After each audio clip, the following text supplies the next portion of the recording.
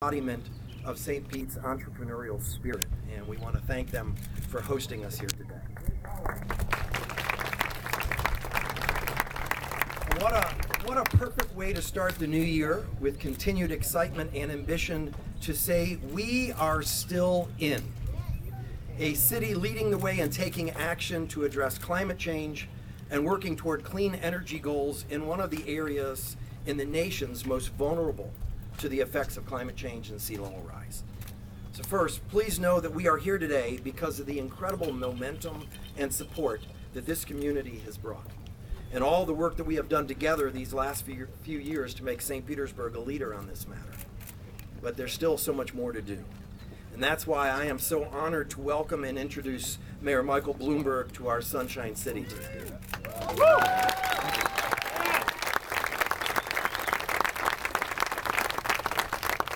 Mike Bloomberg was a three-term mayor of New York City and is a global leader in business. He currently serves as the UN Secretary General's Special Envoy for Climate Action and helps lead two networks of cities focused on combating climate change: the Global Covenant of Mayors and C40 Cities Climate Leadership Group. Through Bloomberg Philanthropies, he supports a range of climate-related initiatives, including the Sierra Club's Beyond Coal campaign, and has been at the forefront of involving the financial community in climate change, serving as chair of both the Sustainability Accounting Standards Board and the Task Force on Climate-Related Financial Disclosures. Now, following the announcement of the planned U.S. withdrawal from the Paris Climate Agreement, Mayor Bloomberg joined with California Governor Jerry Brown to launch America's Pledge, a group of states, cities, and businesses committed to helping the U.S. fulfill its climate agreement obligations.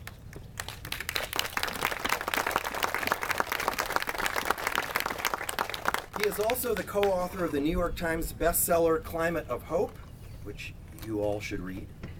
And it is a climate of hope that he is creating around the world and right here in St. Pete this morning. Mayor Bloomberg.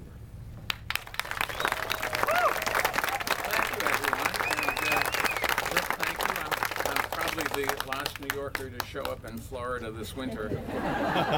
I don't know what took me so long. It's beautiful here, and only 41 days left to spring training. But I did, when we took off yesterday from New York, fly over Yankee Stadium, and I can just tell you it is very cold there. I'm here with Mayor Kreisman to talk about an urgent challenge facing St. Petersburg and the whole world, and that is climate change. Mayors really can't ignore the risks that we face from climate change because their constituents are already feeling the effects, and they really do expect City Hall to take some action. When someone's child is suffering from asthma because of dirty air, or when their house floods because of a hurricane, they don't call their member of Congress, they call their mayor. And mayors really do understand that cutting carbon emissions is good for their cities. It makes them better places to live and work. Think about it. Energy efficiency saves taxpayers money. Mass transit and bicycle lanes help people get around. Parks make cities more attractive places to live and to work and to raise kids. Reducing traffic improves economic productivity. And all of these steps clean the air, which helps people live longer and healthier lives. And they help cities attract new residents and new businesses and create more jobs. Mayor Kreisman has seen this in St. Petersburg, where the economy is strong and the environment is greener than it has been in decades. Congratulations. He deserves a lot of credit. He is one of our heroes. We had a similar experience in New York City. We were able to cut carbon emissions by nearly 20% in just 6 years, while at the same time creating a record number of jobs. So fighting climate change and growing the economy really do go hand in hand. And that's something that mayors understand, even though the White House clearly does not. When the president said, as Rick talked about, he would pull us out of the climate agreement, hundreds of mayors across the country, including this one, came together to declare we're still in, and they were joined by thousands of businesses and universities and states to pull them together all under one banner. And California Governor Jerry Brown and I created an effort which we called America's Pledge. And as a group, we are determined to uphold America's commitment under the Paris Agreement, no matter what happens in Washington. Yes, sir. To encourage more cities to take bold steps fighting climate change, our foundation has invited the 100 largest U.S. cities to come up with big new ideas for cutting carbon emission. We think that competition really gets the juices flowing and people thinking out of the box and coming up with new ideas. And we promised back then to pick the best of the bunch and provide each of the winning cities with $2.5 million in resources to help implement their plans. We were looking for cities not only with ambitious goals, but also with realistic plans for reaching them and strong mayoral leadership to get the job done. I'm happy to say the response could not have been more positive. Cities all around the country with both Republican and Democratic mayors submitted applications. Originally, our plan was to name 20 city winners, but today I'm happy to announce that due to the impressive quality of the applications we received, we'll be naming 25. And I am now glad to announce one of our winners, in case you haven't already guessed. St. Petersburg, Florida, you've won the city.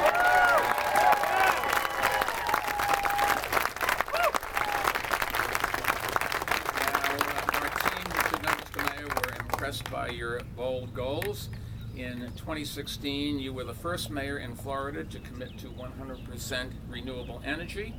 In the years ahead, St. Petersburg will increase financing models for energy efficiency and renewable energy and make sure low-income areas have better access to solar energy. We all know these are ambitious steps, but I know Mayor Kreisman and his team are determined to see them through, and that's what you really need. You need a leader. You need somebody to go out and not tell people what to do, but to explain to them why there are ideas that either the mayor or his staff or just the public has come up with that really merit being implemented, and convince people to come along. That's what leadership is all about. So let me thank you, Rick, again for everything that you've done here in St. Petersburg, and congratulate all of you for your winning applications. We look forward to seeing the results of your work to build a greener city in the years ahead. And I can just tell you, as I was a mayor like you are, and people always want something and they never want to pay for it. I understand that. And you can never do enough. But I think deep down inside, people really want to do one thing, and that is say thank you for great leadership. And you're very lucky, I think, to have this guy as a mayor. All the best.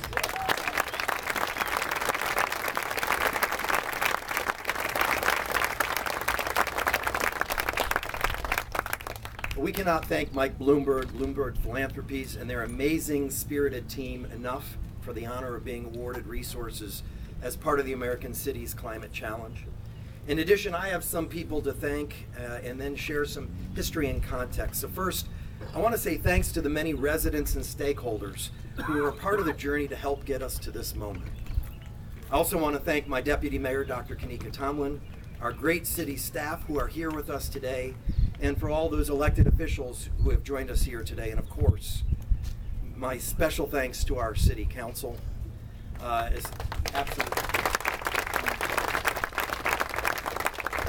Especially Councilmember Darden Rice. Darden, thank you for your leadership on this issue, on the HERS committee and throughout our city. But a special big thanks, and this is a big thanks, to our Sustainability and Resiliency Director, Sharon Wright.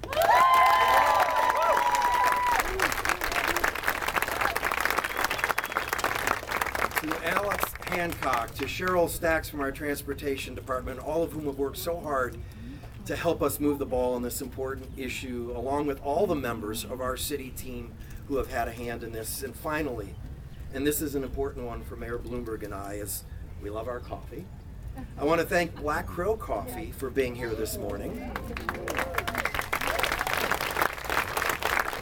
It is most appropriate to have them here as they have a zero waste certification and are helping other businesses be more environmentally friendly. So thank you.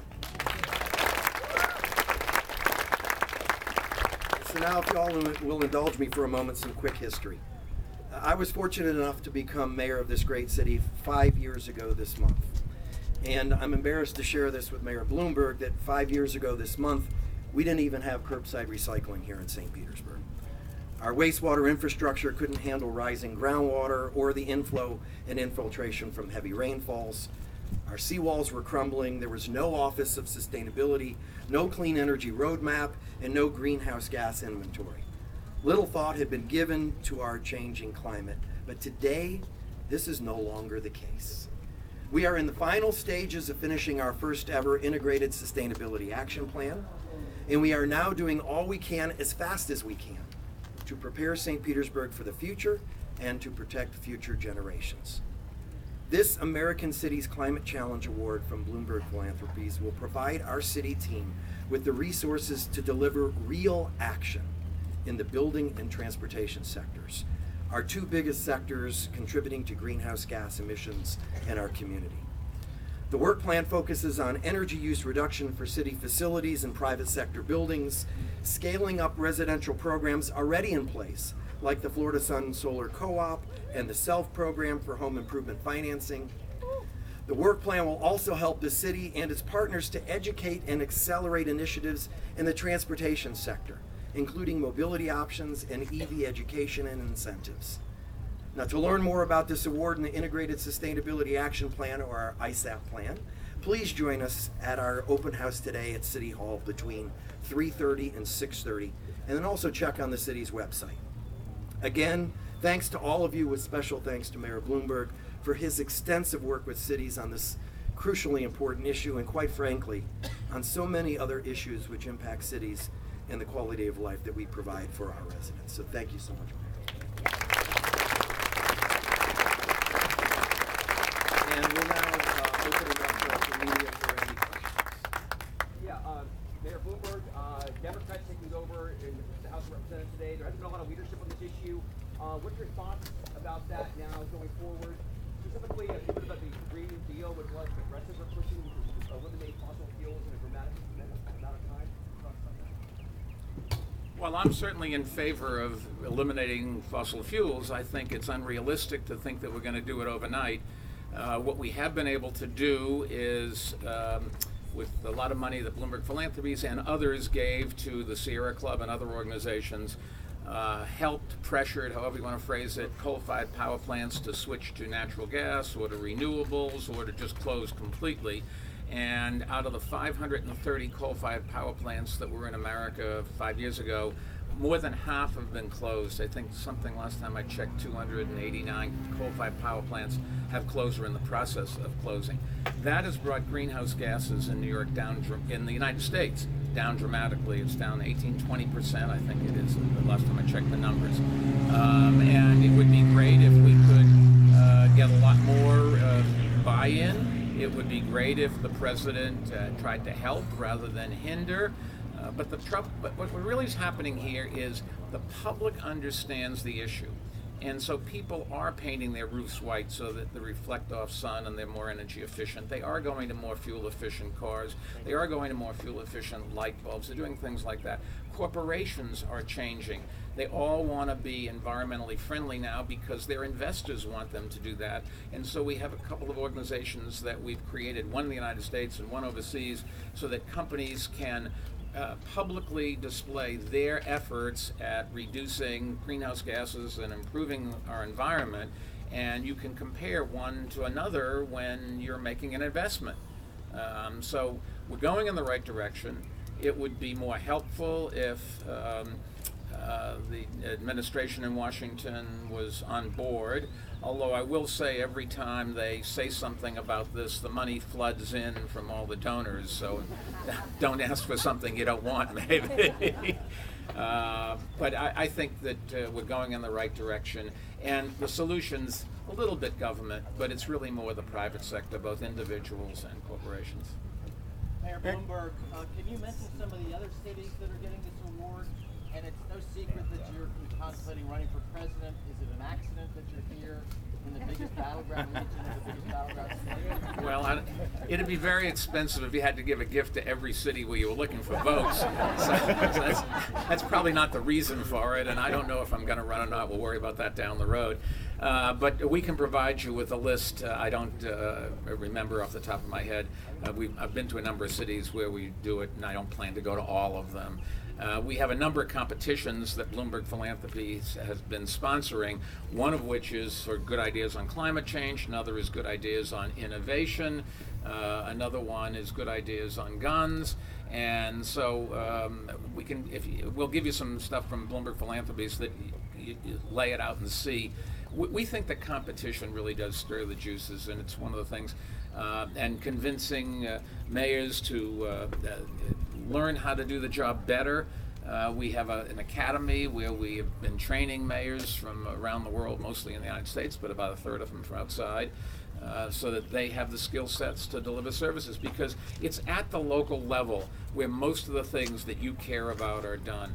It's at the local level where we're going to see whether or not your kid goes to the hospital with an asthma attack or not. It's at the local level where you're going to have a job. It's at the local level where crime and pollution, all these traffic, that's where the problems are. That's where 50 going to 70% of the public lives, and that's where the solutions are. It's cities with good mayors and good city councils that take the bull by the horns and say, we can't just complain about things. What's the problem? And let's sit around the table and even ask the public and come up with some solutions and do it.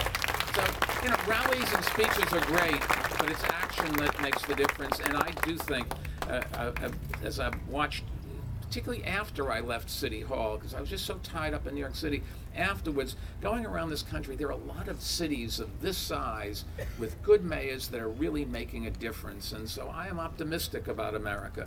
It's the few big cities where we have problems, and we still have to keep working on those. Mayor Kreisman, how are you going to use this award to advance the efforts of being a greener city in St. Petersburg? And Mayor Bloomberg, how would you like to see mayors using these awards to advance the green? Each one's going to be different. That's why we picked different approaches in different cities.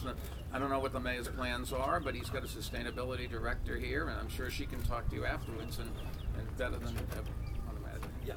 Yeah, and Sharon can fill you all in. Obviously, having the support of the folks from Bloomberg is going to make a huge difference for us in being able to move the ball forward on these initiatives that we're trying to put in place. We have limited resources, and having resources from the outside to help us is really going to make a big difference. Mayor Bloomberg, what was it about St. Petersburg that set the city apart from some of the others in this competition? Well, I wasn't on the selection committee. None of these things am I on the selection committee. My job is to put the money into the foundation, and then a whole bunch of people, led by Patty Harris, take the money out of the foundation. But we'll provide somebody afterwards to answer some questions before you leave that can go and tell you what this specific one. But it's a bold idea and confidence that there's leadership here. You don't want to give your money to a city where they're not going to follow through. So we do look to see whether the mayor is got a new term. He just got reelected here, so he's going to be around for a while. He's popular. People want him to succeed. Those are the kinds of things you want in a mayor, so that the results, so the money will be used intelligently and get you some results. Hey Bloomberg, were you aware of the 2015-2016 wastewater crisis here, and did that play a role at all in decision making? No, I was not aware of it, and I'll have to talk to the mayor. They can talk about the specifics much better than I can. Congressman Charlie Crist, who represents this area, is sponsoring a bill that would put a carbon tax on polluters. Do you guys have any general thoughts about that legislation? Good.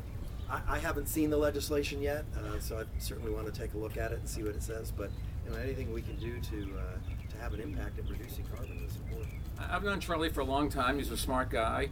I'm thrilled that he is interested in doing something about it. That's the first thing, and he deserves a lot of credit for standing up. It's not popular in every part of our society to try to say, okay, we've got to make some sacrifices or button down and do some work. We just can't let this go on. And the carbon tax is one of the solutions. I think it depends. The devil's really in the details on carbon taxes. You'd have to look at this legislation. Thank you all so much for coming out today.